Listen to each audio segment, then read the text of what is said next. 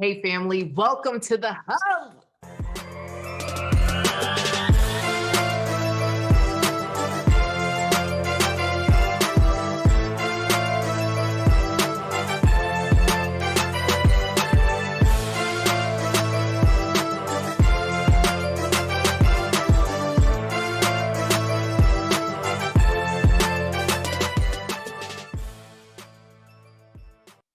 All right, y'all, what's up? It has officially been 1 year since we started this amazing podcast, The Coach Cash Show. Yes. Oh my gosh.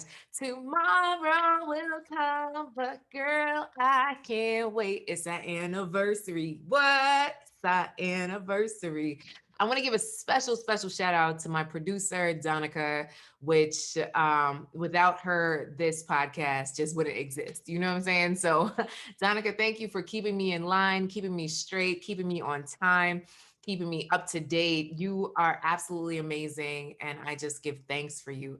And of course, last but not least, Karen Hunter. Oh my gosh, Karen, you're the reason why this podcast even started. You know, I second guessed, I hemmed, I hawed. You gave me a date. You told me it's time to start. It's time to go. It's time to begin. And that's exactly what I did. And I just want to say thank you, Karen, for believing in me, sis. I appreciate you. All right, y'all. So I put on my red dress. Put on your red dress. Oh, I don't have on any high heels. I won't even tell you what I got on right now. But what you can see is some sparkles. So I got the sequins out for you to celebrate our 1 year anniversary of the Coach Cash Show. So excited.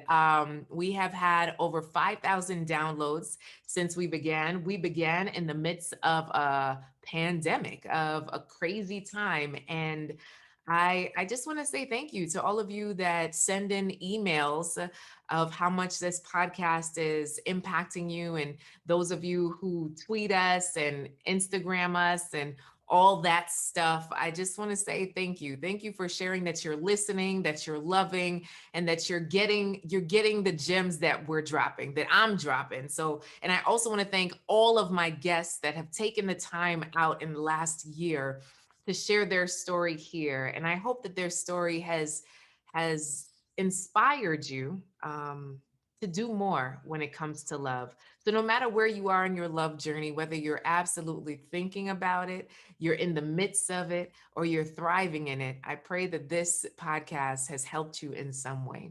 So thank you. Thank you for listening in.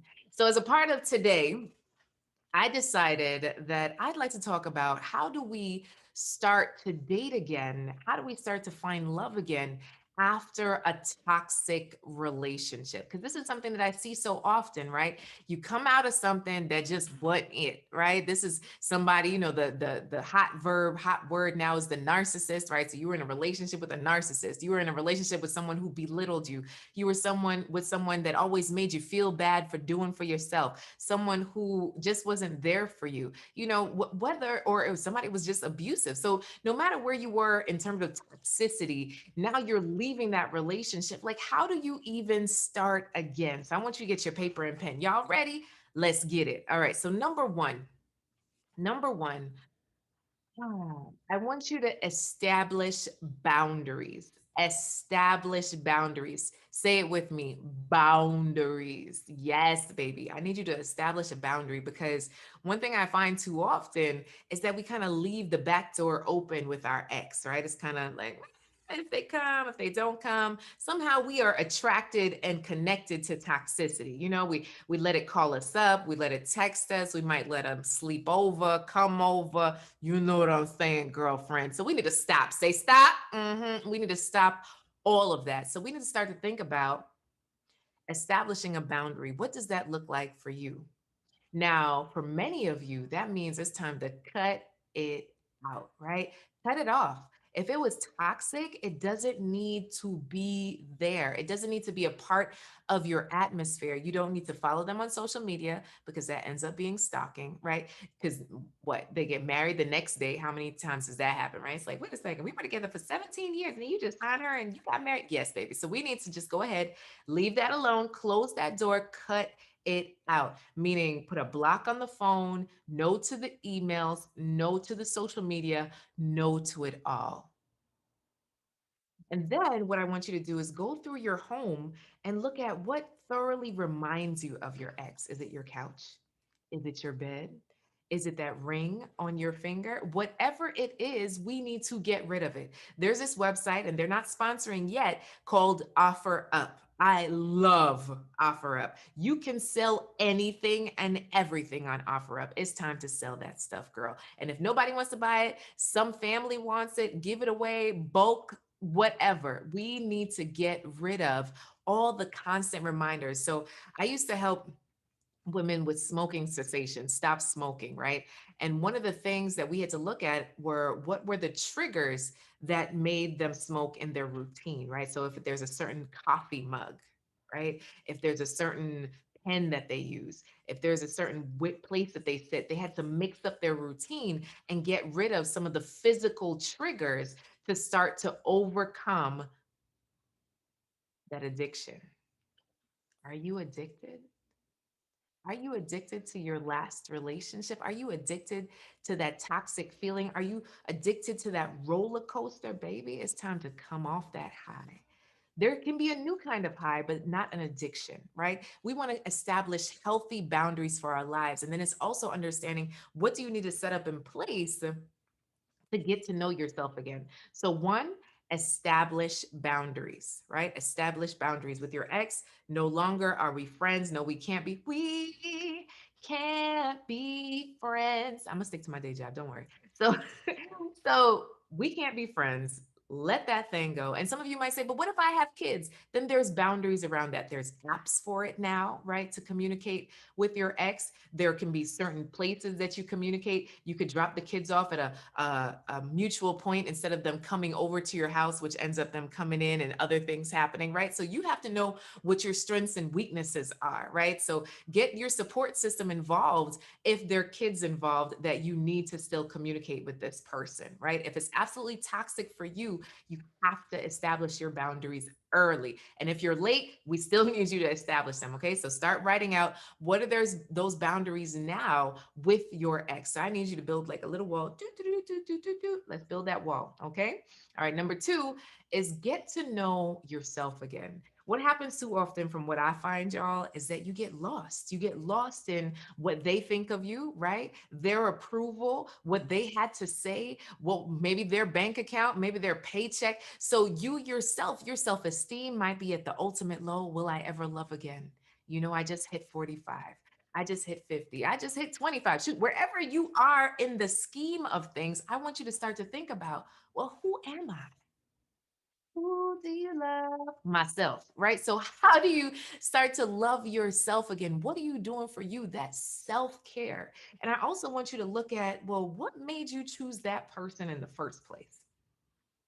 Right?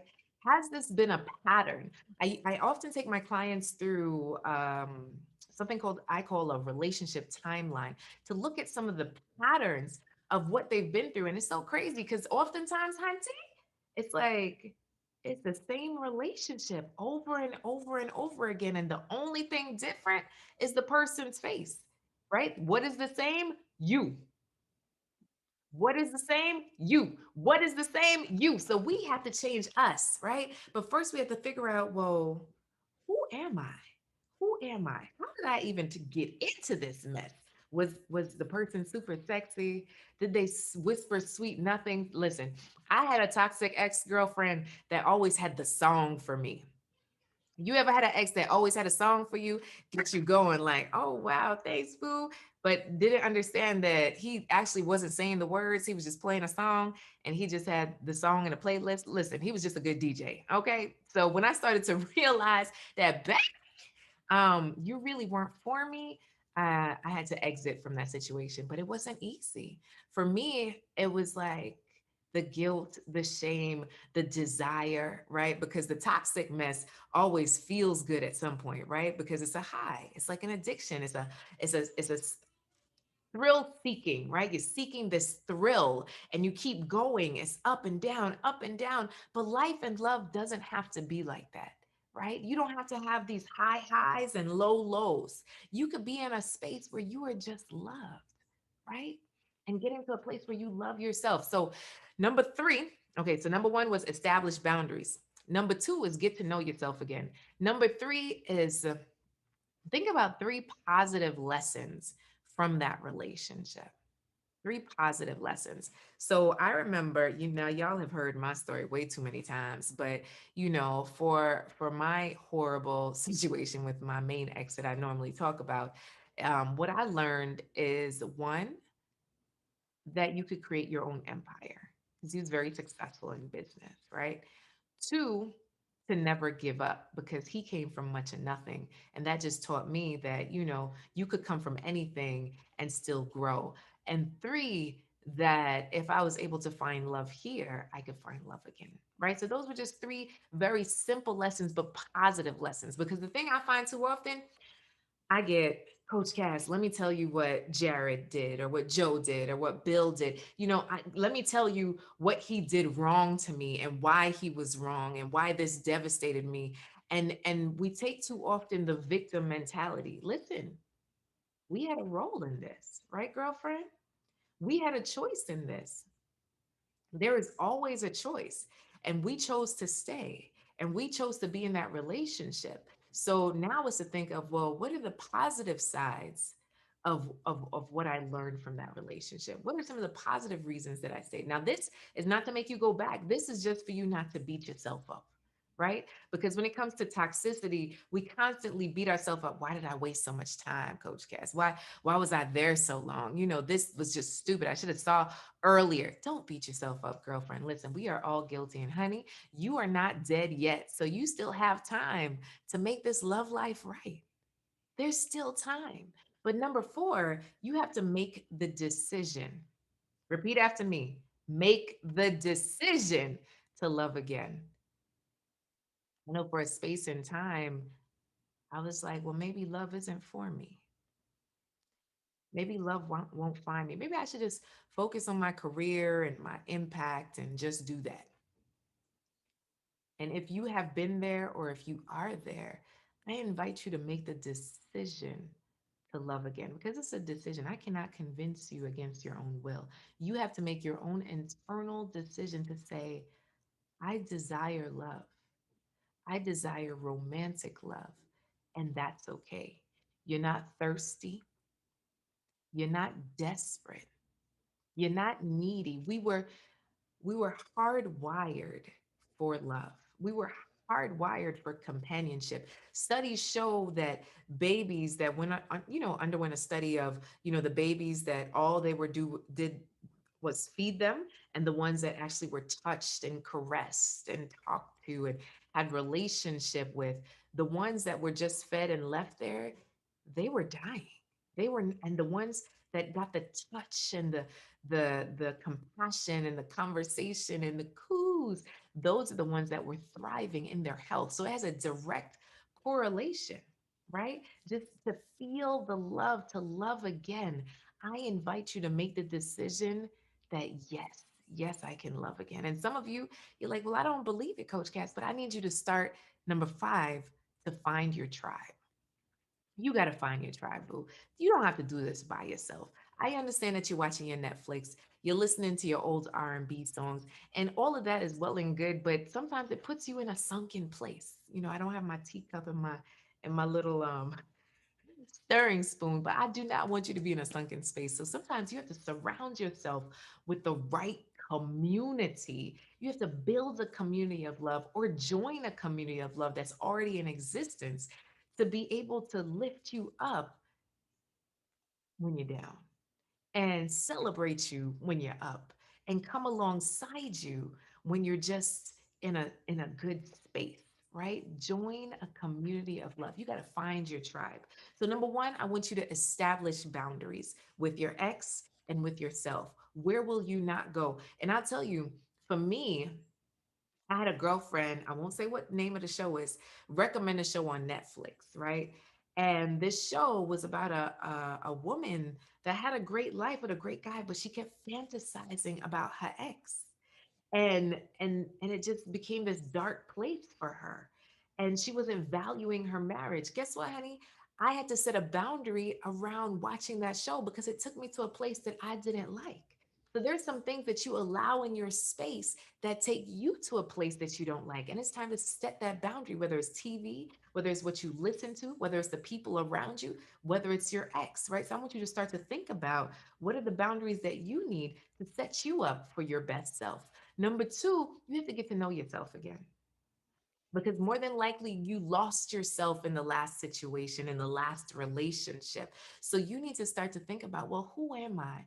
What do I want? Who do you love? Me, right? So how are you showing yourself love in this process of letting go of that toxic relationship? Number three, what are three positive lessons that you could take away from that situation? Because we don't want to just focus on all the negative and being the victim. We want to be able to say, okay, well, now I'm moving forward. And here are three things that I could take with me that'll help me in my next situation, right? Number four, make the decision to love again. Look around you. There's people walking all around, holding hands, skipping in parks, having a good time. So if it could happen for them, honey, it can happen for you. But you have to make the decision to do so. Don't have your girlfriends try and convince you or your guy friends try to convince you. No, no, no. Have that internal talk. Like, it's okay to desire love. I'm still a whole person, but it would be good to have a whole person next to me to do life with, period. Right? It's a natural inclination, and that's okay. And number five, find your tribe. Find your tribe, period. You don't have to do this love thing alone. Listen, I haven't done love alone in a very long time. And I tell you, I'm in a better place because of it. And that's really why I started the Real Love Network. So if you're somebody that's like, listen, I need support, I need that tribe, I want folks that I could be vulnerable with, that I can definitely take the time out to say, yes, I want love. And you hear it from them too. Hey, listen, you could go to iamawantedwoman.com. Iamawantedwoman.com to apply now. Okay. We'll be opening the doors again soon. Join our waiting list, but it's a beautiful place where we support you in your love journey. Listen to me, y'all. Make sure that you subscribe to this podcast, leave us 5 stars. Let me know that this podcast has made an impact in your life. Send me a DM at Inspire Many on the gram. And in the meantime, keep loving, keep laughing, keep living. Happy anniversary, beautiful.